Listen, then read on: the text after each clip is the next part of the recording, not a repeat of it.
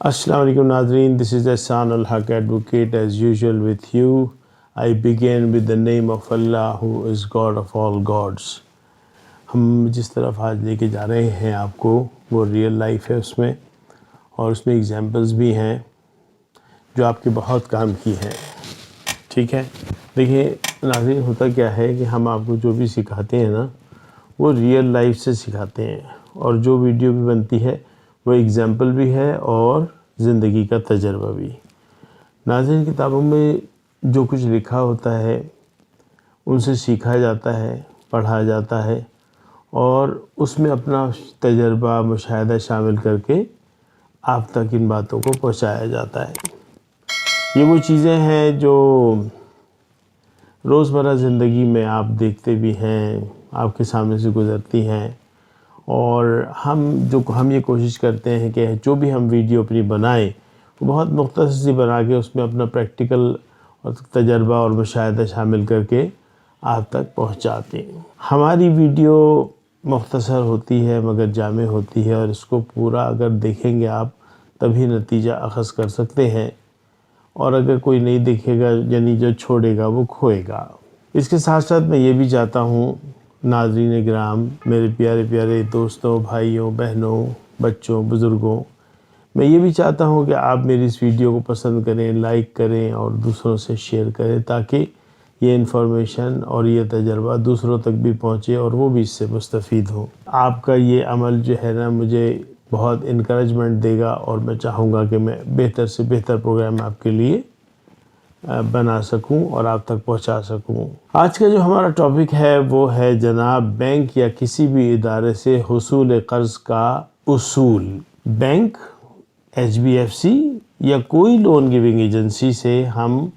Loan کو کس بنیاد پر اور کس طرح حاصل کرتے ہیں, اس کے لیے کیا کاغذات کی ضرورت ہوتی ہے, وہ آج کا ہمارا ٹاپک ہے. یعنی بینک, ایچ بی ایف سی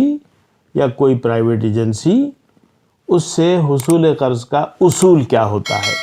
تو آج ہمارا ٹاپک ہے یہ. ہم یہ کوشش کریں گے کہ آپ کو اس میں کاغذات کی جہاں تک ان کی ضرورت ہے وہ ہم بتا دیتے ہیں,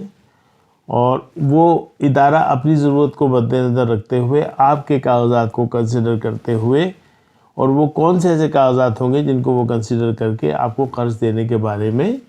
کنسیڈر کر سکتا ہے. اچھا, بات یہ ہے کہ ویسے تو جو بھی ادارہ ہوتا ہے نا, آپ جب اس کے پاس جاتے ہیں تو اس کی اپنی شرائط ہوتی ہیں جو ایک کاغذ پر پرنٹڈ ہوتی ہے, اور ادارہ آپ کو کاغذات کی لسٹ دے کر آپ کو روانہ کر دیتا ہے اور کہتا ہے بھائی یہ چیزیں لے آئیں, تو ہم آپ کا معاملے کو دیکھ لیں گے, اس کے بعد اگر سمجھ میں آئے گا تو ہم آپ کو لون دے دیں گے. اچھا, اب ان میں کون سے کاغذات شامل ہوتے ہیں؟ اس میں چند کاغذات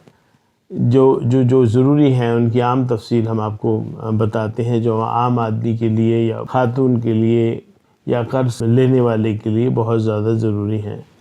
اس میں نمبر 1 جو ہے وہ ہے اوریجنل الاٹمنٹ لیٹر, پھر دوسرا ہے اوریجنل پوزیشن آرڈر,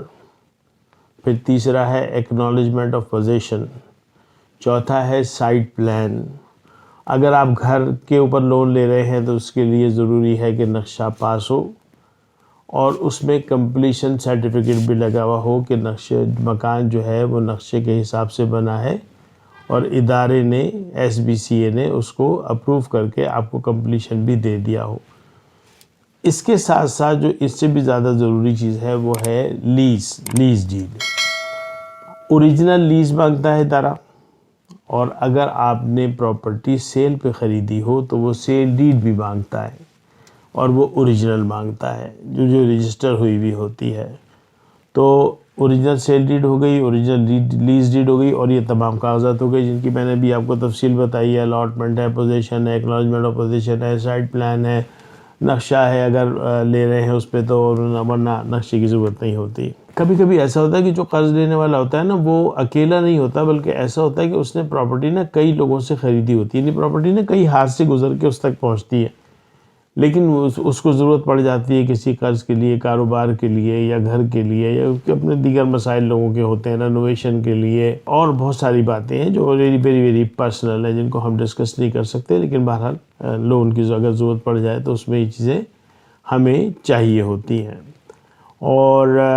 اس کے ساتھ ساتھ ایک بات اور ہوتی ہے کہ جتنے ہاتھوں سے پراپرٹی گزرتی ہے ان کے رجسٹرڈ ڈاکومنٹس کی تفصیل چاہیے ہوتی ہے، یعنی تمام سیل ڈیڈیں، گفٹ ڈیڈ وغیرہ جو بھی اس میں رجسٹریشن ہوئی ہے وہ تمام کی تمام ان کاغذات کے ساتھ منسلک کی جاتی ہے۔ اس کے ساتھ ساتھ جتنی دفعہ پراپرٹی خریدی گئی ہے، بیچی گئی ہے، اس خرید و فروخت کے درمیان میں اداروں سے پراپرٹی کو منتقل کرایا گیا ہے، یعنی میوٹیشن لیٹر بھی چاہیے ہوتے ہیں، up to date mutation letter بھی چاہیے ہوتے ہیں۔ ان تمام چیزوں کو دیکھنے کے بعد پھر وہ ادارہ جو ہے وہ اپنے ڈپارٹمنٹل کارروائی کرتا ہے، اس میں دیکھتا ہے۔ ہاں، اس میں ایک چیز رہ گئی ہے، سوری ٹو سے، وہ یہ ہے کہ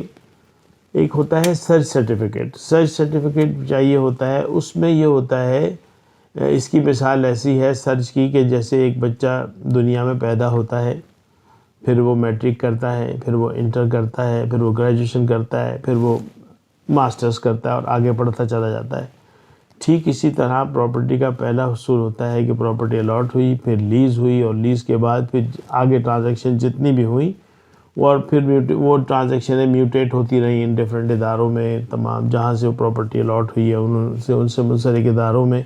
تو پراپرٹی کا ایسا ریکارڈ آ جاتا ہے جیسے کسی بچے کی تعلیم کا ریکارڈ ہوتا ہے، اس میں کوئی بھی ڈاکومنٹ مس نہیں ہوتا، very clear documents usually are available. تو اس میں سے دیکھنے کی بات ہوتی ہے، سیکھنے کی بات ہوتی ہے کہ جو میں نے آپ کو بھی بتایا کہ جس طرح بچہ تعلیم حاصل کرتا ہے، اسی طرح کاغذات میں بھی ایک فلو ہوتا ہے، الاٹمنٹ ہے، پوزیشن ہے، ایکنالجمنٹ آف پوزیشن ہے، سائٹ پلان ہے، لیز ہے، پھر سیل ڈیڈ ہے، پھر گفٹ ڈیڈ ہے، پھر تمام چیزیں ہیں، وہ ساری کی ساری اوریجنل ڈاکومنٹس ادارے کو چاہیے ہوتے ہیں۔ جو یہ پراپرٹی ٹرانسفر ہوتی رہتی ہے، ویسے ویسے جن اداروں سے منسلک یہ پراپرٹی ہوتی ہے، جیسے مثال کے طور پہ کے ڈی ہے تو کے ڈی اے سے اس کو میوٹیشن لیٹر چاہیے ہوگا۔ اگر یہ پراپرٹی جو ہے وہ ڈیفینس کی ہے تو ڈیفینس سے میوٹیشن چاہیے ہوگا، ملٹری اسٹیٹ سے چاہیے ہوگا، کنٹونمنٹ بورڈ سے چاہیے ہوگا۔ تو اس طریقے سے وہ mutation up to date property کو لیتے ہیں، اس کے بعد ہی قرض کا دینے کا فیصلہ کرتے ہیں۔ اس میں ایک بات جو اس سے بھی زیادہ ضروری ہے وہ یہ ہے کہ قرض جو لیتا ہے آدمی، اس کی عمر کا بھی اندازہ لگایا جاتا ہے۔ اگر اس کی عمر 60 سال ہے یا 60 سال سے ابو ہے تو اس کو کنسیڈر بہت مشکل سے کرتے ہیں، اور اگر کرتے بھی ہیں تو 2-5 سال کے لیے کرتے ہیں۔ جبکہ ایک جوان لڑکے کو، جوان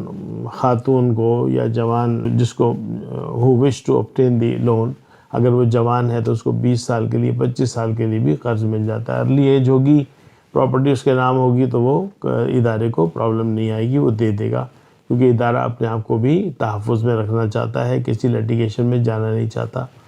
جو لوگ جو ہیں وہ ان کی پیمنٹ کو باقاعدگی سے کرتے رہتے ہیں تو وہ چلتے رہتے ہیں، اور جو لوگ ان کی پیمنٹ میں ڈیفالٹ کرتے ہیں تو مسئلے مسائل آتے ہیں، ان سے بچنا چاہیے۔ آج کے لیے ہمارا ٹاپک یہی تھا۔ بہت شکریہ۔ السلام علیکم ورحمۃ اللہ وبرکاتہ۔